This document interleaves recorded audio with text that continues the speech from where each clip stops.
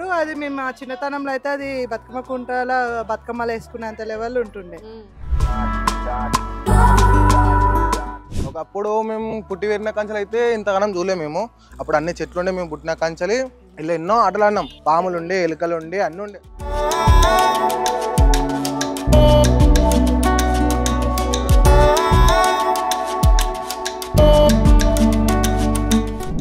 హైదరాబాద్లోని అంబర్పేట్ బతుకమ్మ కుంట పూర్వ వైభవాన్ని సంతరించుకుంటుంది.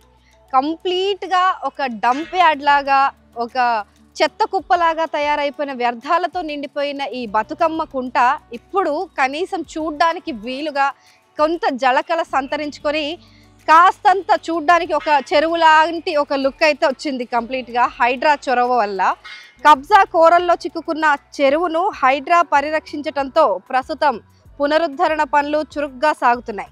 రానున్న బతుకమ్మ పండుగ నాటికి చెరువును సుందరీకరించాలని హైడ్రా టార్గెట్గా పెట్టుకుంది.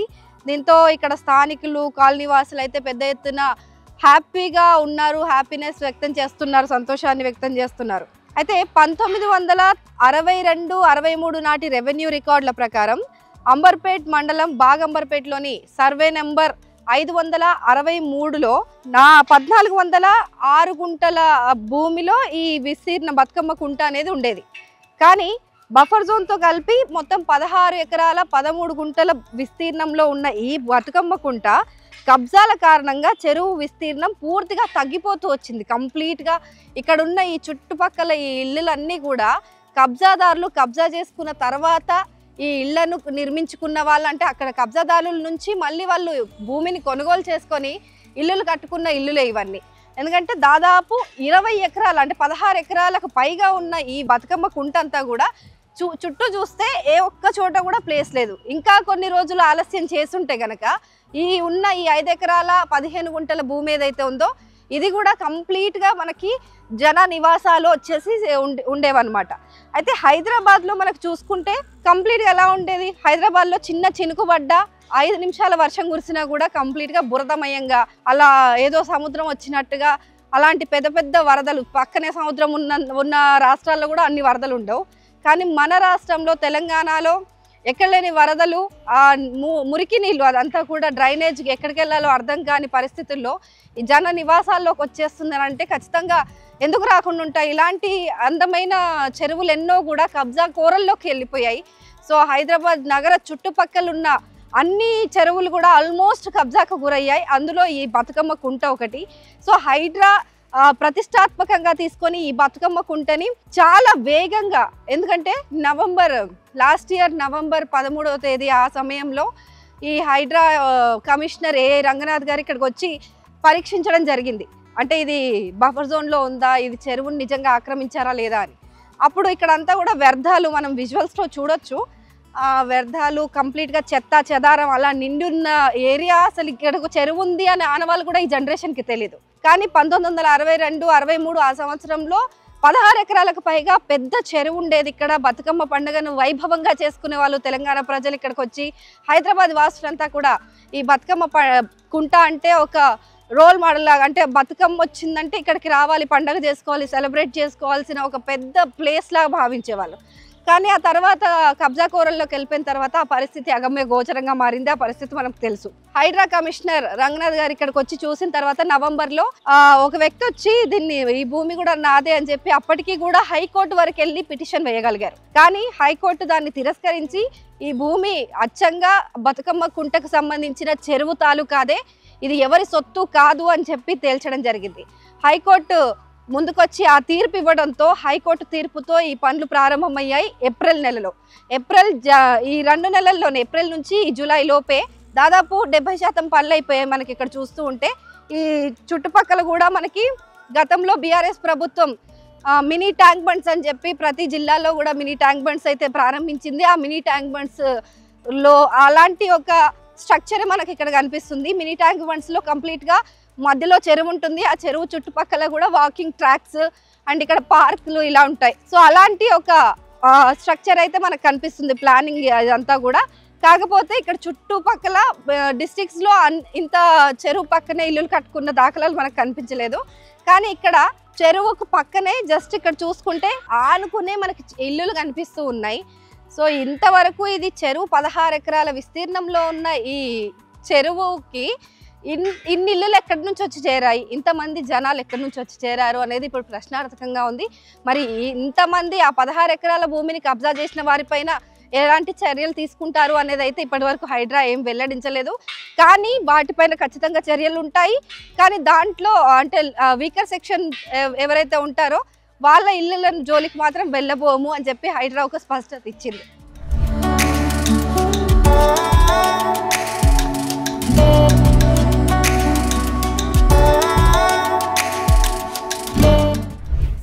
ఈ బతుకమ్మ కుంటకి పక్కనే చాలా ఇల్లులు ఉన్నాయి. అసలు అంటే 16 ఎకరాల విస్తీర్ణంలో ఉండే ఈ బతుకమ్మ కుంట ఇప్పుడు 5 ఎకరాలకే ప్రస్తుతం మనం చూస్తున్నాం. 5 ఎకరాల 15 గుంటలు ఉంది ఇది అంతే. సో మరి మిగతా ఏరియా అంతా ఏమైపోయింది అని అంటే ఇలాంటి ఒక నివాసాలు అయితే ఏర్పడ్డాయి. మరి ఎవరెవరు ఉంటున్నారు ఇక్కడ, వాళ్ళు తెలిసి కొన్నారా లేకపోతే తెలియక కొన్నారా, ఇది చెరువు ఏరియాలో ఉంది అని చెప్పి వాళ్ళని అడిగి తెలుసుకునే ప్రయత్నం చేద్దాం. అమ్మ నమస్తే. ఇది ఇందులోది కాకపోవచ్చు, ఈ దీని ప్రాపర్టీ మాత్రం ఇది కాదండి, ఇది అడిషనల్. ఇది దీంట్లో కబ్జా అయిందంతా ఆ టైప్ ఉంది. లాస్ట్కి ఇది మిగిలింది, మీరు ఇప్పుడు కవర్ చేస్తున్నారు, ఇది మిగిలింది. ఇప్పుడు ఈ మాత్రమైనా డెవలప్ చేస్తున్నారు అంటే ఇది కాంగ్రెస్ గవర్నమెంట్ గ్రేట్నెస్ కావచ్చు. దీనికి ఇంతగా ఇది చేసిన హనుమంతరావు గారండి మెయిన్. ఆయన చేశారు, ఆయన వల్లే ఈరోజు ఈ మాత్రమైనా డెవలప్ అయ్యి ఇది స్టేజ్కి వచ్చింది. ఆయన నేమ్ పెడితే బాగుంటుందని అనుకుంటున్నాము. బతుకమ్మ కుంటక రైట్. మీరు ఎప్పటి నుంచి ఉంటున్నారండి? మేము 2019 ఇదంతా స్టార్ట్ అయింది ఆల్మోస్ట్ అప్పుడే. మీ ల్యాండ్ ఎప్పటి నుంచి ఉంది ఇక్కడ? 19లో పర్చేజ్ చేసుకుని వచ్చామమ్మ. 19లోనే పర్చేజ్ చేసి, అంతకు ముందు మీకు తెలియదు? అంత ఎలా ఉంటుంది, అంత వేరే ఇదంతా కూడా అంత తెలుసు, మీడియాకి అన్నీ తెలుసు.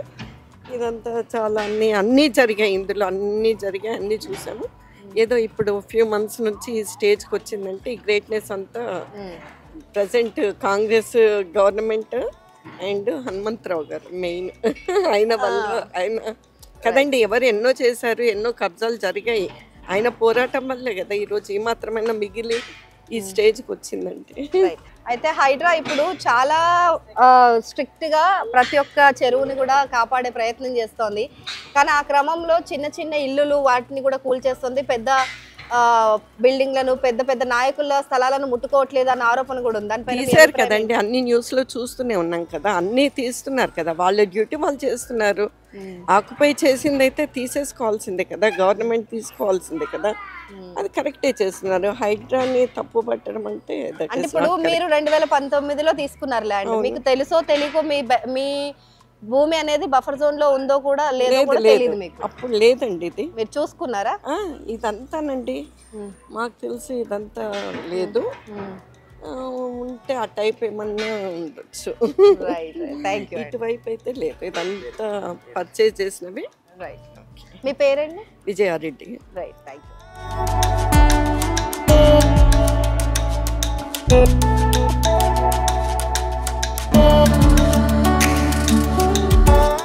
ఒకప్పుడు అది మేము మా చిన్నతనంలో అయితే అది బతుకమ్మ కుంటల బతుకమ్మలు వేసుకునేంత లెవెల్ ఉంటుండే. కొన్ని రోజుల తర్వాత అది మొత్తం కుడిపేసిర్రు. తర్వాత అపార్ట్మెంట్స్, బిల్డింగ్స్ అన్ని తయారైపోయినాయి అందులో.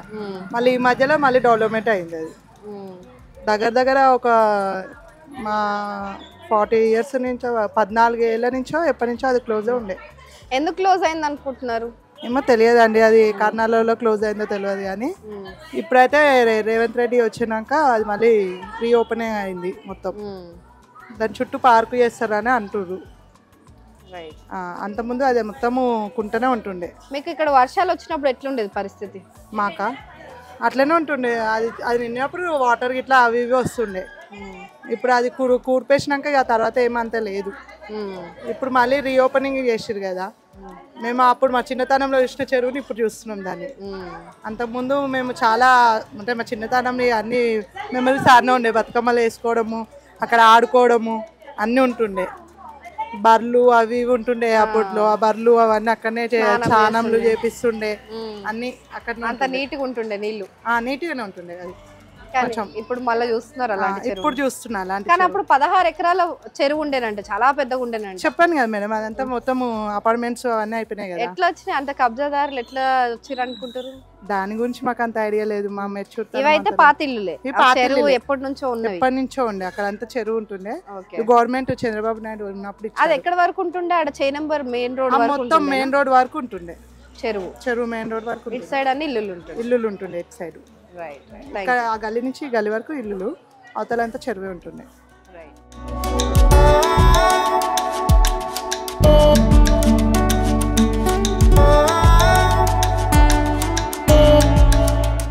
అమ్మ నమస్తే, మీ పేరేంటి? సుజాత. సుజాత గారు, మీరు ఎప్పటి నుంచి ఉంటున్నారు ఇక్కడ? మేము ఒక 20 సంవత్సరాలు అయ్యమ్మా ఇక్కడ. 20 సంవత్సరాల నుంచి చిన్నగా రేకుల రూమ్ ఉండే, అది పోయి జర మెల్లమెల్లగా ఇళ్ళ పని చేసుకొని ఏదో ఇది కట్టుకున్నాం. ఆసరు లెక్క ఉన్నదే ఇది కదా అని ఇంక ఇది కూడా అప్పులాలలో ఉన్నాం. ఇంకా 10 లక్షల దాకా అప్పులాలు ఉన్నాం. ఇది ఏమైనా చేస్తాం చెప్తామని అంటే ఏమైనా పోసుకొని చావాలి అంతే. వేరే ఆస్తులు లేవు, పాస్తులు లేవు. మా ఆయన కూడా చచ్చిపోయిండు. మా పిల్లలకు కూడా ఏం పనులు లేవు, ఏం లేవు. ఇళ్ళనే ఉంటారు, చేస్తారు. కానీ మీరు ఇది కొనుగోలు చేసేటప్పుడు మీకు తెలియదు అమ్మ ఇది చెరువు జోన్ లో ఉంది, ఎందుకు తీసుకున్నారు? పోదు అని చెప్పిర్రు, ఇది ప్రైవేట్దే పోదు అని చెప్పిర్రమ్మా. అవి గవర్నమెంట్, ఇది ప్రైవేట్దే. పైసలు పెట్టుకున్నాం, మాకు పుక్కడికి ఏం రాలే. అదే పైసలు పెట్టే కొన్నారు కానీ చెరువు ఉన్న భూమి కదా, మరి మీకు వరదలు ఆ ఇబ్బంది ఏం లేకుండా? ఏం లేకుండే మేము వచ్చినప్పటి నుంచి అయితే మరి అంత మటుకు వర్షాలు పడ్డప్పుడు బానే ఉండేది. బాగానే ఉంటది ఇక్కడ. ఎంత అప్పుడు అది కుంట లెక్కనే ఉండి అలానే నిలిచిపోతుండే. మామూలుగా అయితే బాజారు పొంటి పోతాయి అంతే, పడ్డ నీళ్ళు పడ్డట్టు బాజారు పొంటి వెళ్ళిపోతాయి. ఇళ్ళకి వచ్చి కుంటలు ఉండదు కాబట్టి కుంటలనే నిలిచిపోతాయి అంతే. కుంటల నీళ్లు ఉండేవా అప్పుడు? ఉండే చెట్లు చేమలు అన్నీ ఉండే. ఇప్పుడు మనకు హైదరాబాద్ చేసినప్పటి నుంచి అన్ని చెట్లు గిట్ల కొట్టేసి కుంట లెక్క చేసిరు కదా. ఇప్పుడు ఈ వరకు అంతవరకు ఇక మరి ముందు ముందు ఏమొస్తాయో ఏం కథనో తెలియదు ఇక. సో ఇప్పుడు ఆ మంచిగానే ఉన్నాం, మంచిగానే ఉన్నాం. ఇక ఎంత ఉన్నా ఇక గిదే ఆస్తి గిదే పాస్తానికి ఇలానే పడుంటున్నాం. ఇక కప్పలు గిప్పలు అన్ని వస్తాయి, పాములు తేలు గిన్నె వస్తాయి. మిమ్మల్ని ఏమన్నా అడిగారా హైడ్రా అధికారులు ముందొచ్చి ఇక్కడ కుంటని విస్తరిస్తున్నాము, మీరు ఒకవేళ మీ ఇల్లు కూడా ఈ జోన్ లో ఉన్నాయని అంటే మీకు వార్నింగ్స్ నోటీసులు ఏమని ఇస్తామని? నోటీసులు ఇవ్వలే, కడతామని కూల కొడతామని అనలేదని అనుకున్నారు. మళ్ళీ తర్వాత వస్తే మా బస్సు వాళ్ళందరూ కలిసి ఇట్లా కూల కొట్టదు చేయొద్దు, మాకు గిన్నెలు గిన్నెలనే బతుకుతున్నాం, గిన్నెలనే ఉంటున్నాం, అది ఇదని మాట్లాడేది చేసారు. అంతవరకు అని ఆఫ్ చేసారు, అయిపోయింది. మీరు ఎప్పటి నుంచి ఉంటున్నారమ్మా ఇక్కడ? 40 ఏళ్ళు అవుతుంది. 40 ఏళ్ళ నుంచి. ఎలా ఉండేది పరిస్థితి? బతుకమ్మ కుంట ఎందుకు అట్లా చెత్త చెదారంతో నిండిపోయింది మొత్తం? అంటే కూడింది కదా, అందు గురించి ఇక చెత్త చెదారం అంటే వాడకపోతే ఊరుకుంటది కదా. వాడకపోతేనే అండ్ మామూలుగా వాడేవాళ్ళు కదా జనాలు ఇంతకు ముందు, బతుకమ్మ కోసం నీళ్లు వాడకపోయేవాళ్ళు. బతుకమ్మ కోసం ఆడేది, చాకలి వాళ్ళు చాకలి బట్టలు ఉతికేది అన్ని చేసేది. ఇక్కడ వరకే, ఇక్కడ ఏం లేదు. కూడి చేశారు. ఇప్పుడు దీని వెనకాల కూడా ఇల్లులు ఉన్నాయి కొన్ని, మరి అవన్నీ చెరువు జోన్ లో కింద వచ్చేవేనా? చెరువు. మరి వాళ్ళు ఎలా తీసుకున్నారు? మీరు వార్నింగ్ చెప్పలేదా ఏమి, ఎందుకు తీసుకుంటున్నారు ఇదంతా? మేము అవి కట్టిన వాళ్ళు ఉంటారు కదా, ఇక మేము గరీబోళ్ళం, గరీబోళ్ళం. మేమంటే గిదే బంగారం గిదే ఏంటి అన్నట్టుగా ఇంతవరకే ముడుస్తున్నాం. మరి కోట్లు పోసి బిల్డింగులు కట్టిన వాళ్ళు ఉన్నారు మేడం, మరి అట్లాంటి వాళ్ళు ఎట్లా తీసుకున్నారు? వాళ్ళు కూడా ఎక్కువ రేటు పెట్టే తీసుకున్నారు. సో ఇప్పుడు బతుకమ్మ కుంటను అయితే కంప్లీట్ గా సుందరీకరణ చేస్తున్నారు, పార్క్ లాగా చేస్తాము అని అంటున్నారు. సో ఇలాంటి ఒక చెత్త వ్యర్థమైన ప్లేసు ఇంత మంచిగా తయారవుతుంది కదా, దాని పట్ల మీ అభిప్రాయం ఏంటి? ఇక మంచిగానే చేస్తున్నారని మా సంతోషం అంతానే. ఇక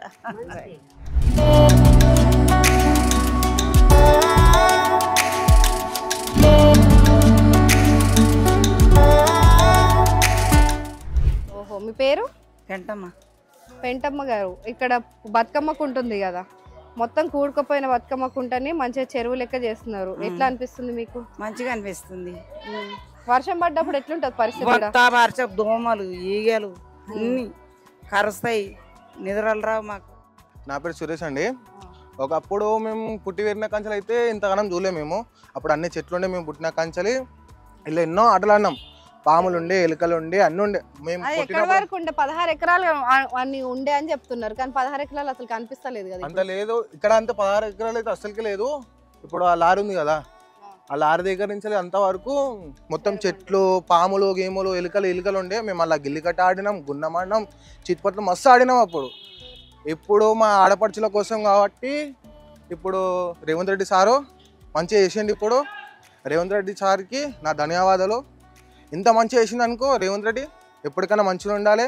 మా అక్కల కోసం మా చెల్లెల కోసం మళ్ళీ బతుకమ్మ కుంటకి మళ్ళీ పేరు తెచ్చిండు. మస్తు కొట్లాడిన బతుకమ్మ కుంట కోసం 400 కేసులు బుక్ అయినా సరే మళ్ళీ మా ఆడపడుచుల కోసం తీసుకొచ్చిండు. ఎన్నో ఆటలు ఆడినాం. ఇప్పుడు కొత్త ఆట చూస్తాం మా అక్కల కోసం.